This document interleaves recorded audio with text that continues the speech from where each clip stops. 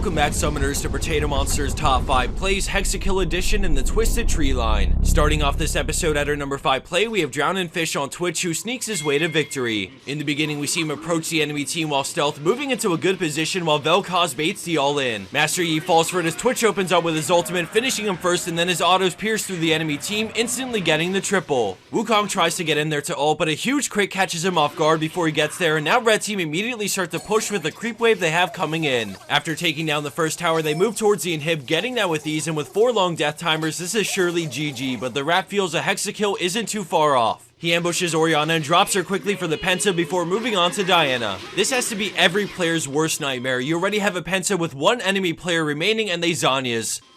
Team please?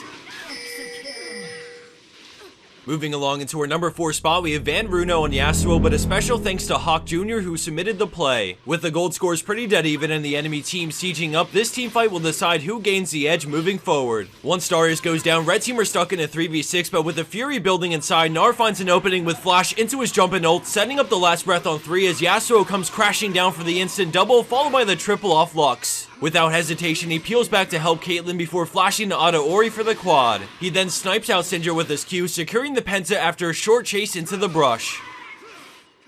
Landing in at our number 3 spot, we have Crescent Death on Kha'Zix, playing around his resets extremely well. When a fight breaks out in mid, he positions over the wall and then jumps in on Triss, getting the kill and then immediately backing off because no one else is low enough to use the reset on. He eyes up the team fight and spaces the Garen flash so that it's wasted, and now the fight is much safer to approach. He jumps in on Garen, melting him before turning his focus to Mord, but no doubt he leaps for the kill and uses the reset to jump out immediately because his Q is down, so the burst damage he can put out probably won't be enough to kill Jace before Ahri charms him, so he plays it safe and gets out. The enemy team wants to get the altar, so he hides in the brush and surprises them with a W flash for the quad. He backs up until Zhonya's falls off, and then he jumps back in for the kill, using a final reset to 1v1 Rumble and take him down for the Hexa.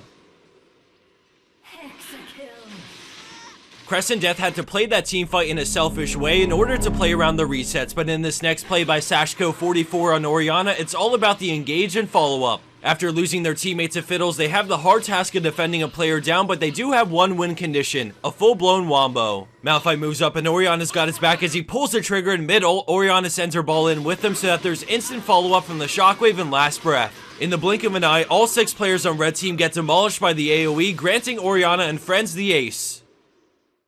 And for our number 1 pro play for this week, we have Metamage 1 with a crazy play while contesting Vile Maw. Before she can enter the fight, a binding holds her back, but then she flashes in, instantly getting 2 kills, but the spider pulls everyone in, and with the reset she goes ham, crushing each player she jumps to for the Hexakill. Blue team Hexakill. Let's go back and check that out one more time, but now you'll get to see the mechanics and insanely fast target choices that Metamage made on the fly.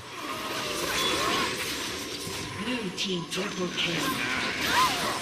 Blue team Hexakill.